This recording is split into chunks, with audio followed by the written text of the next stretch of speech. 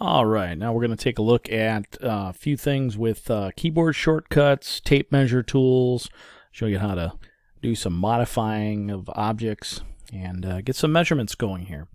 All right, so the first thing we're going to do is show you some keyboard shortcuts. So you should at this point know where push-pull is. You should know where the different geometries are. So I like to use keyboard shortcuts as much as possible. So the first thing is I'm going to hit the space bar to bring back the selection tool. So that's just my basic selection tool like that. And R for rectangle. So there's R for rectangle. So I'm just going to go ahead and make a rectangle right here. Pretty easy. If I hit C for circle, there's my C for circle. I'm also going to, use my arrow keys here to change different planes here. We'll go on the axis here. There we go. And I'm going to click the mouse button, or I'm sorry, not the mouse button, but press the mouse wheel and spin around with an orbit. As I hold that down, I'm moving my mouse. Works out really well. All right. So P for push-pull, that's my push-pull tool. P for push-pull will do that. I'm going to click on that, bring it out, and click it again. Click that, move it up, click it again. So those look really close together, but if you orbit around, they're really not. So perspective is very important. All right, so those are some pretty basic things as far as keyboard shortcuts. Hit my space bar, and I'll hit the save button up here to save what I've changed so far. There's one called a tape measure. So I'm going to zoom in a little bit to get a closer look. Let's say I wanted to go ahead and measure the edge of this. If I hit T for tape measure, which is this guy right down here, if the tape measure, you'll see a lot of measurement tools here. So we'll hit T for tape measure. I'm going to go up here to the corner, and I'm just going to click once with my mouse, and then I'm going to move my mouse over. I'm not holding down any buttons. I just clicked once and moved over, and you can see that this tells me it's 2 feet 3 9/16 inch. Well, that's a really kind of a weird measurement as far as that goes, and we'll get into how we change measurements and things and how you look at them at some other point. But that's the basics of how that works. Okay, if I want to go ahead and measure this guy over here, T for tape measure. You'll notice I can go right from the edge, so I'll endpoint, and then we'll come right here. Move this over when I'm orbiting. That goes right to the center of the circle, so my radius is 2 feet 1 3/16 inch. And if I go all the way through here, right through the radius, it's going to tell me my diameter, of course, is twice the radius, 4 feet 2 3/8 inches. So those are really weird measurements. I'll hit the space bar to bring that out.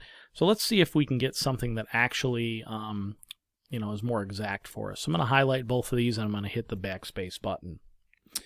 All right, so that's how I measure an object. When we do a object that we want to actually get the size of, let's go over that real quick. Oops. Oh, you know what? Let's see here. Let's say I'm off in space like this. So I'm off in some weird spot, and I can't quite tell where I'm at. If I go down here to the orbit tool, and I go right down here to the zoom extents button, I click that, it's going to take me back to kind of my home view. So if I'm all over weird and I've panned over and I'm in kind of Never Land here, if I go over here to orbit and then zoom extents, that's going to bring me right back to kind of my home base. So that's worthwhile. Okay, so now let's do R for rectangle, and I'm going to go right from the origin here, and I'm going to click once, but I'm not going to click again. So I just clicked once, I'm moving my mouse around but not clicking or holding anything. I want to make a 12-inch by 12-inch box, basically. So I'm going to make a 12-inch by 12-inch rectangle. Down here on the bottom, you're going to see these dimensions. So as I move this around, I'm going to just type 12 on my keyboard, inches, and then comma. We're looking right down here on the right side here. Okay, right there. 12 inches, comma, 12 inches. Enter. Now, it looks like nothing happened, but if you look really, really close down here, and we zoom in, you're going to see there's our rectangle. So let's use that little auto or zoom extents trick. Click that. There we go. All right. So there we go. Now, I want to make this into a box. So what I'm going to do is I'm going to hit P for push-pull. I'm going to go over here to activate it. I'm going to click on my mouse one time, and then I let it go right away. So I just did a quick click, and I'm moving this up and down with my mouse. I'm not holding down any buttons. I just clicked on it. You can see the distance down on the right side here. So I'm going up, and you guessed it, I'm going to hit 12 inches and hit enter, and there you go. I'm going to hit the space bar to get my selection arrow back, and there you go. We are a 12 by 12 by 12 inch block, or cube, excuse me. All right, so there's our cube. So now what I want to do is I want to measure this. So let me show you how to measure it. There's two ways I can measure this. One is with a tape measure tool. Again, it's T for tape measure. I can go click and then go like that. You see it's 1 foot, which of course is 12 inches. I can move it over here. That's 1 inch, or excuse me, 1 foot. Hit space bar again. T for tape measure. Let's check this. Click and move it over here, and there's 1 foot. Okay, so I've got my 1 foot by 1 foot by 1 foot. So that was pretty easy. Now, there's some pretty cool ways you can do some voids in here. Now, I'm just going to show you some basics here. We'll just put a rectangle in here. So I'm just going to click rectangle. I'm not going to do anything like fancy as far as measuring or anything. So I'm just going to click like this, and we'll click like that. So I just did a rectangle on the face like that. Now I'm going to hit push-pull, P for push-pull. And you can see when I move it around here, it's going to click. I'm going to click on it, and then I can move this in. Now, if I just click like that and then click again, I just did basically an indentation there, and that's pretty cool. So if I click P for push-pull again, I click that again, and now I go all the way over here. You can see it sticks it out way the other end. But if I use my orbit tool, and whoop, just like that. You see how it says on face?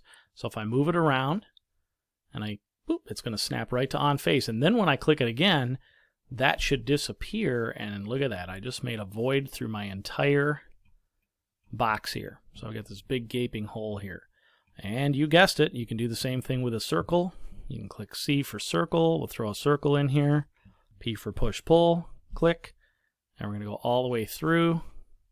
I'm orbiting while it's still active, and there you go. Pretty cool stuff. Okay, so there's lots of applications here that we can do. There's my push-pull tool. You can see I've got a hole through this in 2 different sides, and I showed you how to do the tape measure, so we're in pretty good shape right now. And then the last thing we're going to show you is this part right here, how to label these. So our measurements, our dimension, this is what we call dimensioning. So we're going to click on dimensioning, and I'm going to go right here, and orbit a little bit. There we go. Click. I'm going to click again, and then I'm going to click over like that. All right, click again, click, click again, and now let's get this front face. Click, click, and click. There we go. We've got our 3 dimensions right there. Beautiful. All right, so that's how we dimension and how we measure, and that's it for this lesson.